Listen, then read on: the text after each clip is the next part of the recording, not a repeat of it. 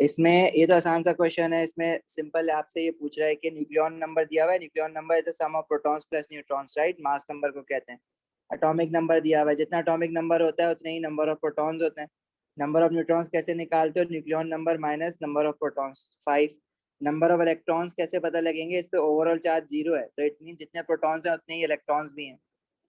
तो ये 4 मार्क्स का है और ये बड़ा आसान सा क्वेश्चन है, तो आप लोग ये सारा फिल कर सकते हो ना टेबल खुद से। ओ लेवल की नॉलेज है, कुछ नया नहीं है इसमें।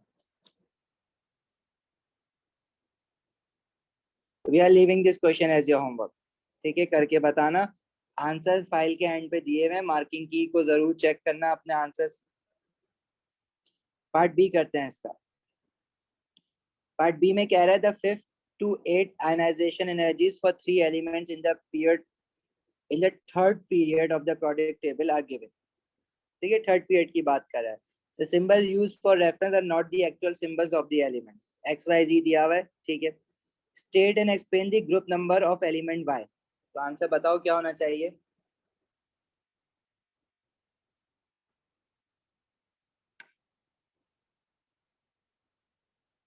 सर वापस से रिपीट कर सकते हैं, आपने क्या कहा?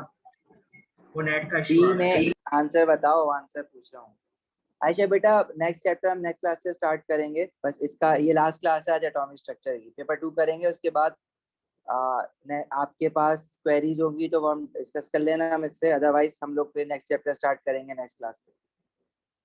पेपर 2 करना जरूरी है, कुछ आंसर्स लिखने के तरीके बताना आपको जरूरी है। अच्छा, state and explain the group number of element Y, इसका क्या आंसर होगा? देखो, वाई जो है उसमें they have started giving ionization energies from the 5th ionization energy, तो फर्स्ट 4 ionization energies की वैल्यूज नहीं बताई। अच्छा, 5th और 6th 7th और 8th ionization energy बताइए। तो बिग जंप कहाँ आ रहा है between 7th and 8th ionization energy? 11,000 से डायरेक्ट 33,000 हो गई है। तो इट मींस कि after 7th ionization energy there is a big jump. तो आउटर मोस्ट शेल में कितने इलेक्ट्रॉन्स थे उसके? 7 इलेक्ट्रॉन्स थे। After you have removed 7 electron from the atom of element Y, now you will move to the inner electron in order to remove the 8th electron, 8th ionization energy के लिए। तो मतलब outer shell में 7 electrons थे, तो वो group 17 से होगा। ठीक है, इसकी एक्सप्लेनेशन मांग रहा है, तो एक्सप्लेनेशन में क्या लिखोगे कि big jump, big difference in ionization energies, or big jump in ionization energy between the 7th and 8th value. Is a big jump in 7 and 8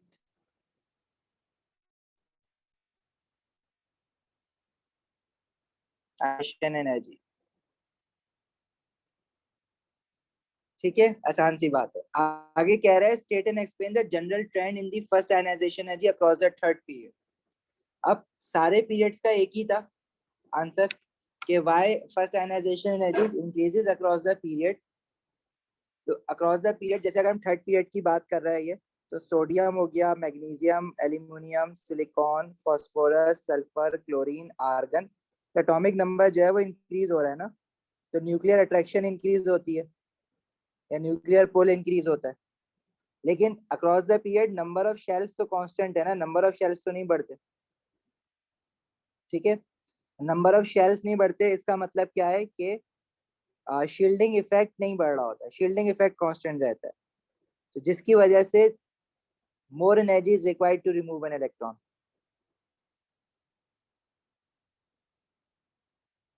सही है, तो इसका आंसर क्या होगा?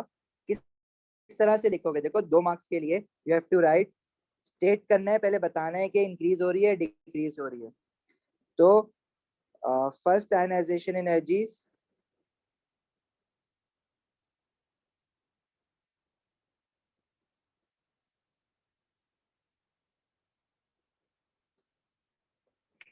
increases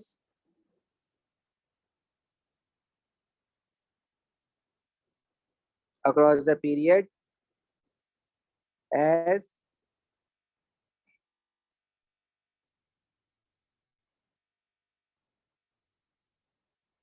atomic number increases,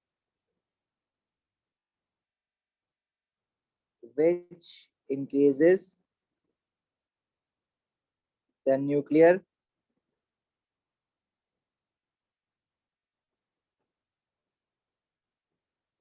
attraction and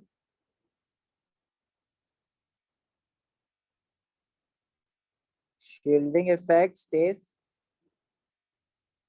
same as number of shells stays same.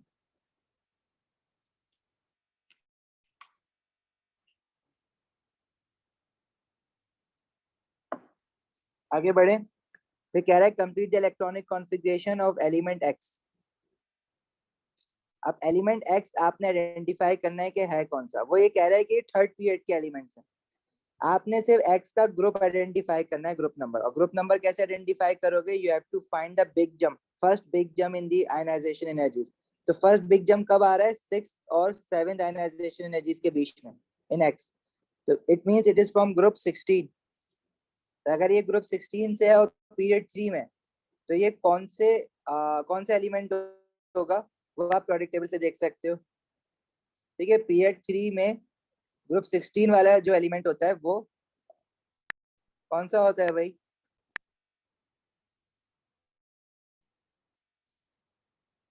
यहाँ से देखोगे sulphur होता है वैसे तो, बट अगेन आपको ऑब्वियसली अगर याद नहीं है, you have to use the product table.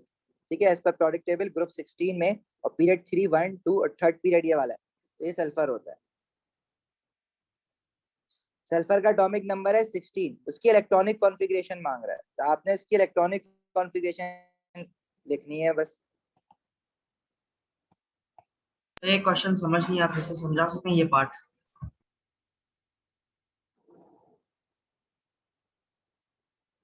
कौन सा वाला? पार्ट 3? Yes sir.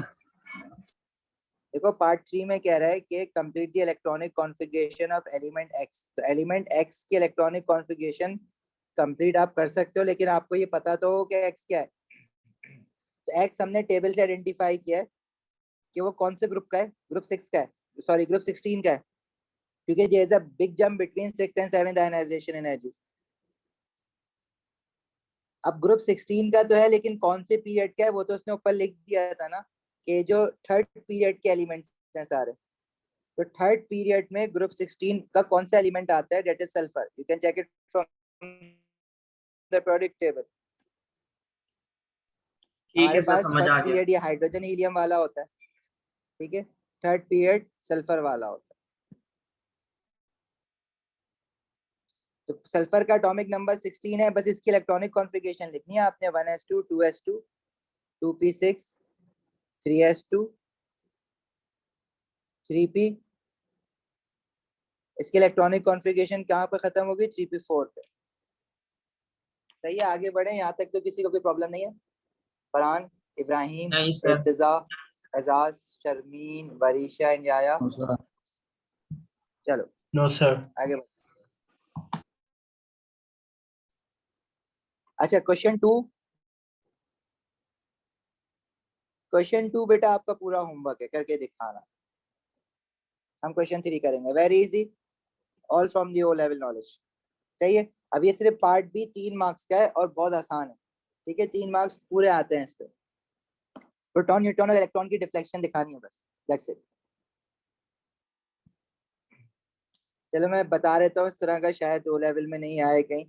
तो प्रोटॉन्स, अब इलेक्ट्रॉन अगर नीचे डिफ्लेक्ट हो रहे हैं तो उसका क्या मतलब है? नीचे वाली प्लेट पॉजिटिवली चार्ज है ना, ऊपर नेगेटिव चार्ज है, तो प्रोटॉन्स जो है वो ऊपर डिफ्लेक्ट होंगे। प्रोटॉन्स की डिफ्लेक्शन जो होगी ना वो कम होगी इलेक्ट्रॉन से। Reason, protons are heavier and neutrons will pass undeflected. Neutron सीधे जाएंगे। बस आपने लेबल करना है कि न्यूट्रॉन्स की लाइन कौन सी है और प्रोटॉन्स की लाइन कौन सी है, बस इतना सा काम करना था इसमें। क्वेश्चन 3 देखते हैं। क्वेश्चन 3 में देखो, हमारे पास सक्सेसिव आयनाइजेशन एनर्जीज क्या होती हैं? When you start removing electron one by one from only one single atom. एक एटम का एक के बाद एक अब इलेक्ट्रॉन निकालते जाओ, दो सक्सेसिव आयनाइजेशन एनर्जीज। मैग्नीशियम की फर्स्ट आयनाइजेशन एनर्जी दी हुई है, सेकंड दी हुई है और थर्ड दी हुई है। कैल्शियम की भी दी हुई है, स्ट्रोंशियम, बेरियम। अब अगर मैं, ये सारे ग्रुप 2 के एलिमेंट्स हैं, ठीक है, तो first ionisation energy down the group हमें पता है कि डिक्रीज होती है, और क्यों डिक्रीज होती है उसके रीजंस भी हमने लिखे हुए हैं। अब वो रीजन यहाँ पे आपने पूरा एक्सप्लेन करना है, explain by the first ionisation energy decreases down the group.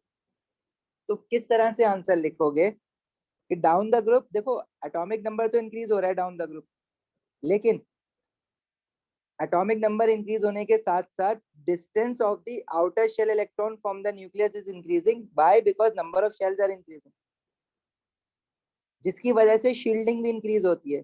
तो न्यूक्लियर अट्रैक्शन इलेक्ट्रॉन्स पे कम हो जाती है शील्डिंग की वजह से, hence first ionisation energy decrease होती है डाउन द ग्रुप। देखो आंसर, अब ये एक्सप्लेनेशन सेम ही रहेगी चाहे किसी भी ग्रुप के लिए बात करो, ये क्वेश्चन रिपीटेड क्वेश्चन है, बार बार आते हैं, तो एक बार आंसर बना के आप याद कर लो अपना अच्छा सा। We can say although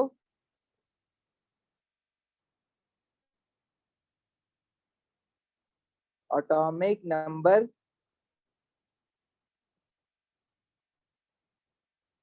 increases but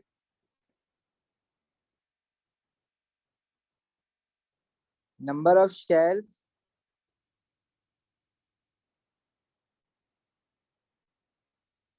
also increases down the group.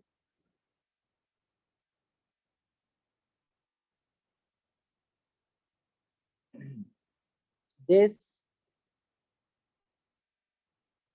increases distance of outer shell electrons को we can also say valence electrons ना, तो मैं valence लिख रहा हूँ. This increases distance of valence electrons from the nucleus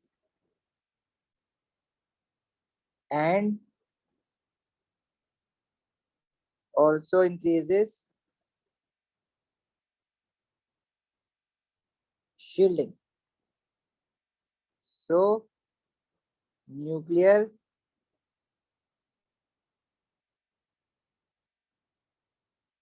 attraction decreases.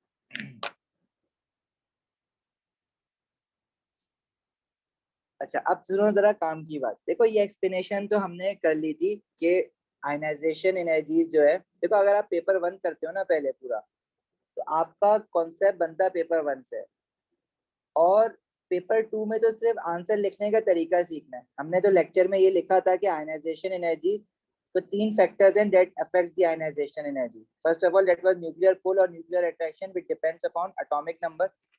3 factors हमने पढ़े थे ना। हम यहाँ पे एक्सप्लेनेशन नहीं पढ़ रहे, हम सिर्फ आंसर लिखने का तरीका सीख रहे हैं, क्योंकि वो तो हमने देख लिया।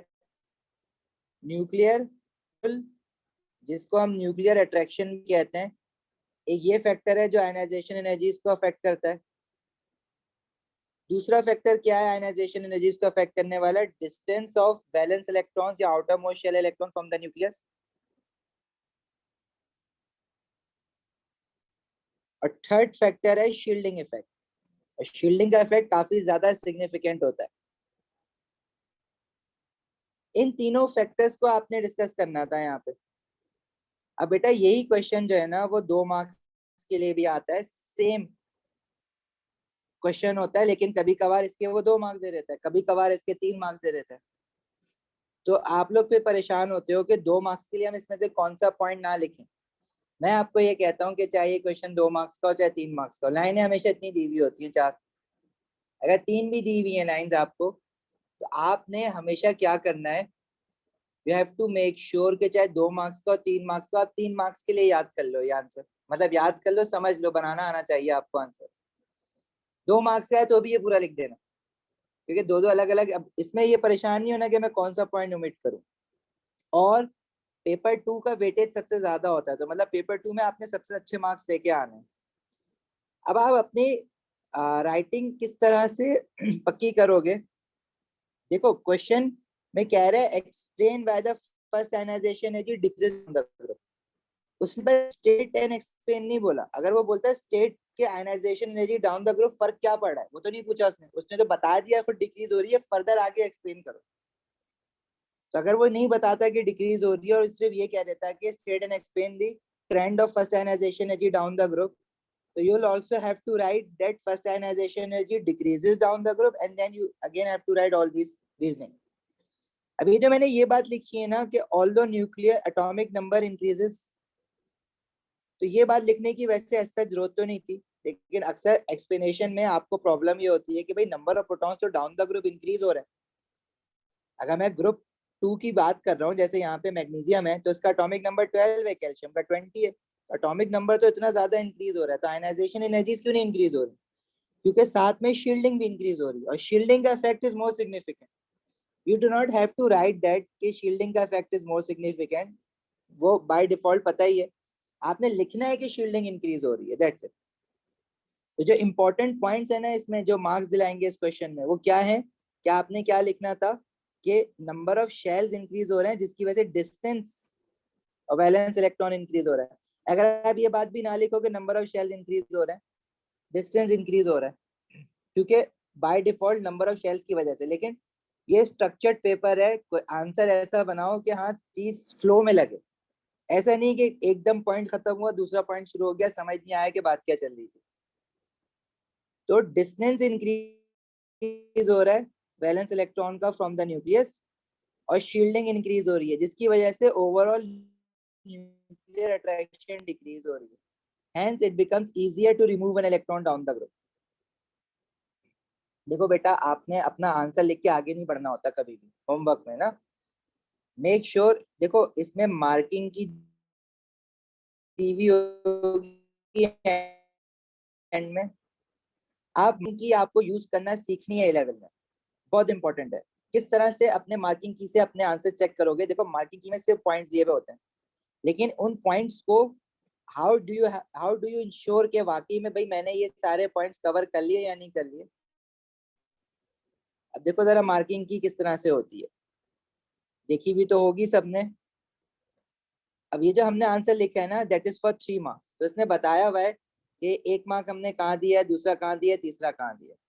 सबसे पहले उसने लिखा है कि increasing distance of outer electrons भी कह सकते हो, इसको वैलेंस शेल इलेक्ट्रॉन्स भी कह सकते हो, एक ही बात है, वैलेंस इलेक्ट्रॉन्स कह दो आउटर इलेक्ट्रॉन्स कह दो, वो इंक्रीज हो रहा है।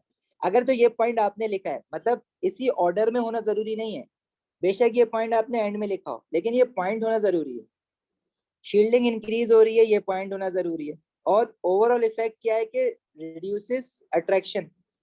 कौन सी अट्रैक्शन है? न्यूक्लियर अट्रैक्शन, क्योंकि हमें पता है तो हम पूरी बात लिख रहे हैं। तो आपने सिर्फ मार्किंग की को यूज करने का मतलब नहीं है कि यही वर्डिंग लिख के आ जाओ कि जो बोल्ड हुई हुई है कि डिस्टेंस इंक्रीज हो रहा है, शील्डिंग इंक्रीज हो रही है, अट्रैक्शन इंक्रीज हो रही है। बेटा you will have to write nuclear attraction. अगर स्ट्रक्चर्ड पेपर है और अगर आपने सिर्फ पॉइंट्स लिखे हुए हैं और पॉइंट समझ नहीं आ रहे, तो भी मार्क्स नहीं मिलेंगे। मतलब आप कहोगे मैंने 3 डिस्टेंस लिख दिया, कॉमा डाल के शील्डिंग लिख दिया, अट्रैक्शन लिख दिया, एक्सप्लेन तो नहीं हो रही ना वो बात। तो मेक श्योर मार्किंग की को प्रॉपरली यूज करो, आहिस्ता आहिस्ता आ जाएगा करना, आंसर लिखना भी आ जाएगा। आगे इस क्वेश्चन में कह रहा है explain why for each element there is a large increase between second and third ionisation energies. अब ये सारे ग्रुप 2 के एलिमेंट्स हैं, इनकी सक्सेसिव आयनाइजेशन एनर्जीज की बात करो तो after removing 2 electrons from the outer shell, the next electron you will have to remove from the inner shell. After their second ionization energies, when you are going to third ionization energy, there will always be a big jump, क्योंकि shall change होता है, ठीक है, क्योंकि shall change हो रहा है। अब उसने क्या है इस बात को एक्सप्लेन करना है।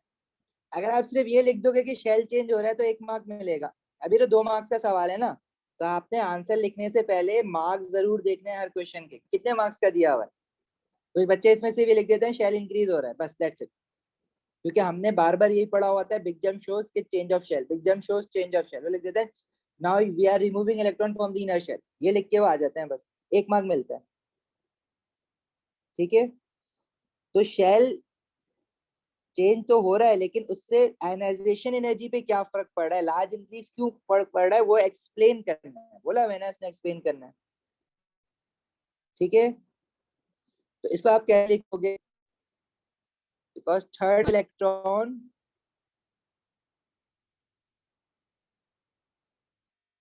to be removed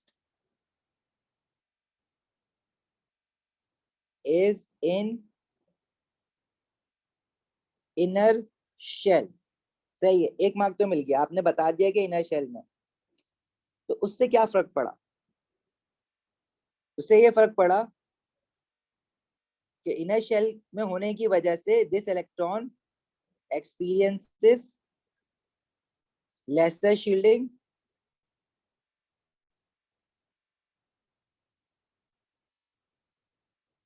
अगर आप चाहो तो ये भी लिख सकते हो more closer to the nucleus, लेकिन लेसर शील्डिंग लिख दिया तो आपको दूसरा मार्क मिल जाएगा। मतलब शील्डिंग का अगर आपने लिख दिया which experiences lesser shielding and, अभी ये मैं एक्स्ट्रा लिख रहा हूँ, more closer to the nucleus hence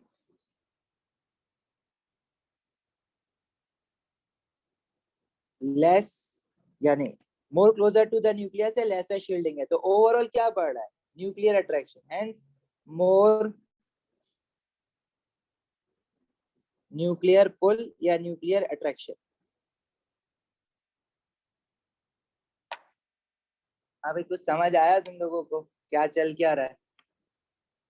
concept discuss नहीं कर रहे हैं, वो ऑलरेडी हम कर चुके हैं कि एक्सप्लेनेशन क्या है, लिखना कैसे है वो देख रहे हैं।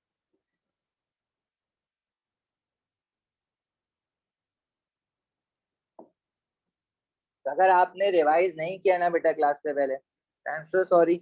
आप लोगों को अगर आप चैप्टर रिवाइज नहीं करोगे पास पेपर से पहले तो आपको क्लास में समझ नहीं आएगा। मेरा अभी फोकस है क्वेश्चन का आंसर लिखना कैसे। मैं तुम लोगों को एक और चांस दे दूंगा एक्स्ट्रा क्लास में कोई, कि आप लोग ये सारे होमवर्क में अटेम्प्ट करो, पेपर 1 अटेम्प्ट करने थे पहले, क्योंकि पेपर 1 अटेम्प्ट करते करते आप कॉन्सेप्ट रिकॉल करोगे सारे लेक्चर में देख देख के, फिर पेपर 2 आसानी से होता है।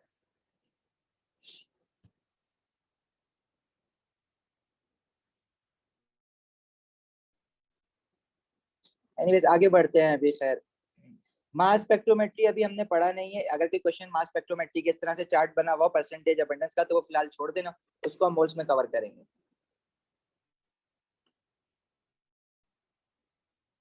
अच्छा, इसमें कह रहे हैं explain what is meant by the term ionisation energies. तो आयनाइजेशन एनर्जीज की डेफिनेशन ऑब्वियसली, अच्छा इसका एक पार्ट और था, हाँ, complete the full electronic configuration of strontium atom. तो ये तुम लोग बना सकते हो, स्ट्रोंशियम का एटॉमिक नंबर देख लेना पीरियोडिक टेबल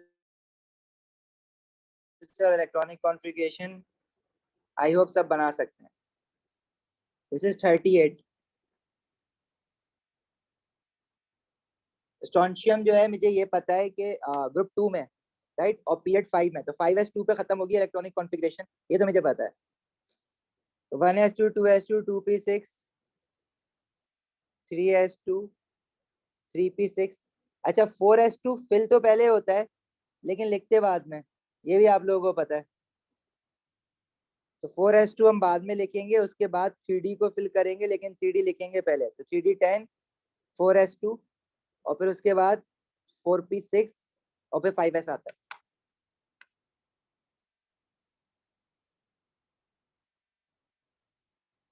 ठीक है जी। आयशा बेटा, कैथोड रे इलेक्ट्रॉन्स को कहते हैं, बस हमारे सिलेबस का पार्ट नहीं है। अगर कभी वो कैथोड रे लिखा हुआ दे दे और खुद बताए कि ये नेगेटिवली चार्ज है, ऐसी बहुत सारी चीजें वो देगा जो कि आपने कभी सुनी नहीं होगी, लेकिन वो उसको एक्सप्लेन कर देगा, आपके लिंकअप बना देगा किसी ना किसी चीज के साथ।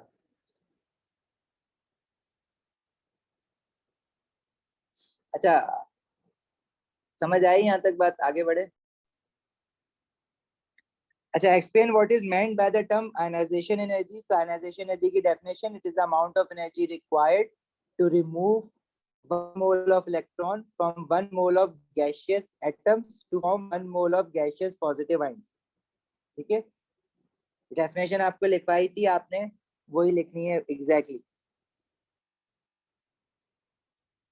इट इज फॉर 3 मार्क्स बेटा, बहुत इंपॉर्टेंट है, 3 मार्क्स फ्री के मिल रहे हैं तुम्हें, समझ लो। ठीक है, और अगर कोई एग्जाम्पल दे दो तो आपका और भी मार्क्स बच जाएंगे। मतलब अगर कोई गलत लिख दिया और एग्जाम्पल दे दो ना, तो ऊपर मार्क्स बचने के चांसेस बढ़ जाते हैं। तो it is the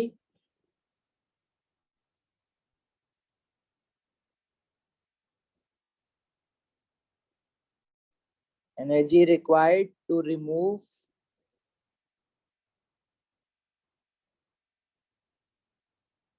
one mole of electrons from 1 mole of gaseous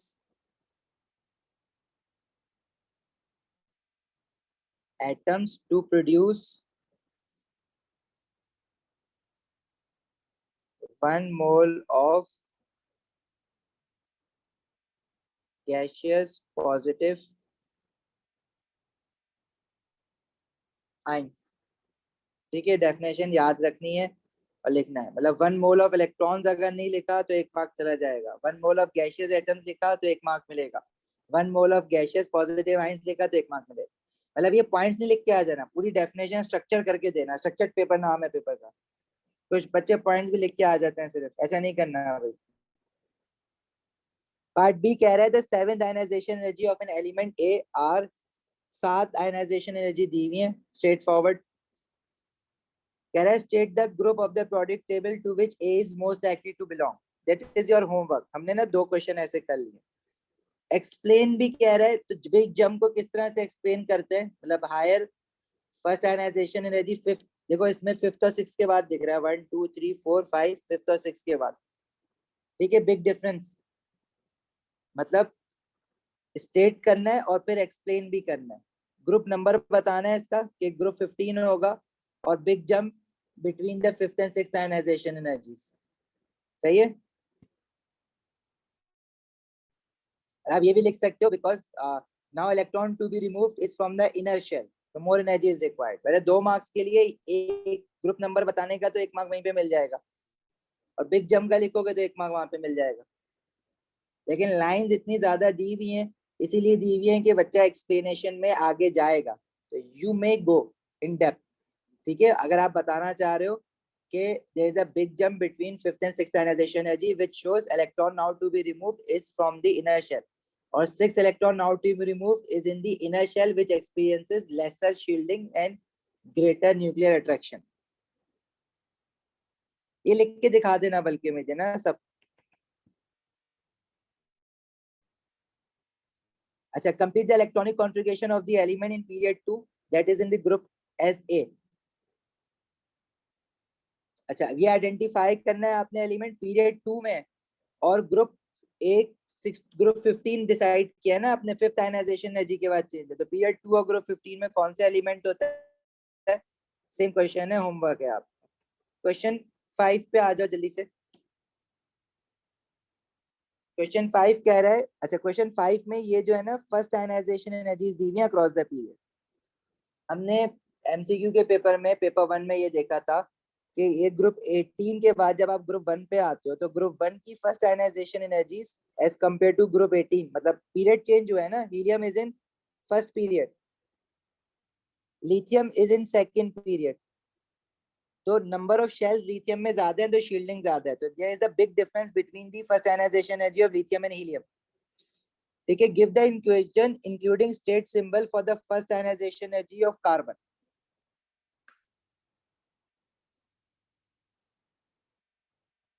carbon की फर्स्ट आयनाइजेशन एनर्जी की इक्वेशन लिखनी है आपने 2 मार्क्स के लिए, सिर्फ इक्वेशन के 2 मार्क्स, मतलब स्टेट सिंबल के साथ लिखनी है। देखो फर्स्ट आयनाइजेशन एनर्जी की डेफिनेशन क्या है, it is the energy required to remove 1 mole of electrons from 1 mole of gaseous atom. तो कार्बन का जो गैसियस एटम होगा, कार्बन का सिंबल होता है सी, एटम लिखना है तो सिर्फ सी लिखोगे, और गैसियस एटम तो स्टेट सिंबल उसका जी लिखोगे, gas. to remove 1 mole of electron to produce 1 mole of gaseous positive 1 ion। First ionisation energy है ना +1 ion एटम से, गैसियस पॉजिटिव आयन, तो इसमें भी जी का स्टेट सिंबल लिखोगे एंड फिर 1 मोल ऑफ इलेक्ट्रॉन। समझ आई ये वाली बात। पीरियड 3 में जो हमने ट्रेंड पढ़ा था, sodium, magnesium, aluminium, silicon, phosphorus, sulphur, chlorine, इसके भी रीजंस पढ़े थे जो मैग्नीशियम और एल्यूमिनियम में डिप आ रहा है। यहाँ पे लिखा हुआ है explain why sodium has a lower first ionisation energy than magnesium. तो सोडियम की फर्स्ट आयनाइजेशन एनर्जी मैग्नीशियम से कम क्यों है। क्योंकि मैग्नीशियम का एटॉमिक नंबर ज्यादा है, मैग्नीशियम का न्यूक्लियर चार्ज ज्यादा है, तो more energy is required to remove an electron from magnesium. लेकिन दोनों की शील्डिंग सेम है, शील्डिंग का नहीं लिख के आ जाना, शील्डिंग का फर्क मैग्नीशियम और एल्यूमिनियम में है, ठीक है। उसने सोडियम और मैग्नीशियम पूछ लिया इस बार, और पूछा है कि सोडियम की कम क्यों है, तो आप ये लिख दोगे मैग्नीशियम की ज्यादा क्यों है, बात तो वही है। तो magnesium has greater nuclear attraction due to more protons and shielding effect is same in both.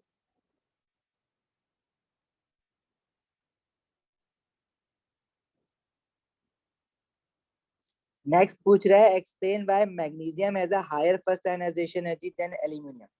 तो ये रीजन तो लिखवाया भी है तुम लोगों को कि एल्यूमिनियम की फर्स्ट आयनाइजेशन एनर्जी मैग्नीशियम से कम क्यों होती है, और in other words why magnesium has a higher first ionisation energy than aluminium. तो हम लिखेंगे वही जो हमने याद किया हुआ है कि इन aluminium outer most electron is in 3p rather than 3s which experiences greater shielding, ठीक है। है ना, इन aluminium electron to be removed is in 3p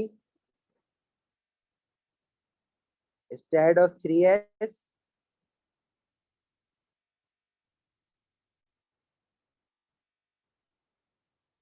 which experiences greater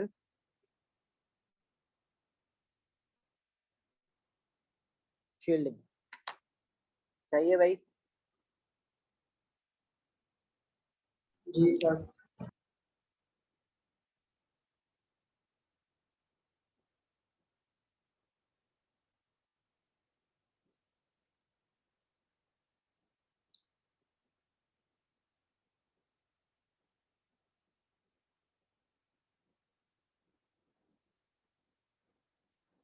चले आगे बढ़े।